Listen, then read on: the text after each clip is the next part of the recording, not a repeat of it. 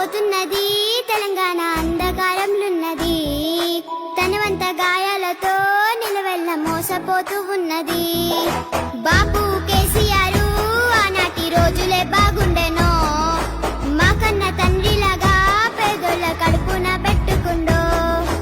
ఆగమైపోతున్నది తెలంగాణ అంధకారంలున్నది, తనవంత గాయాలతో నిలవెల్ల మోసపోతూ ఉన్నది.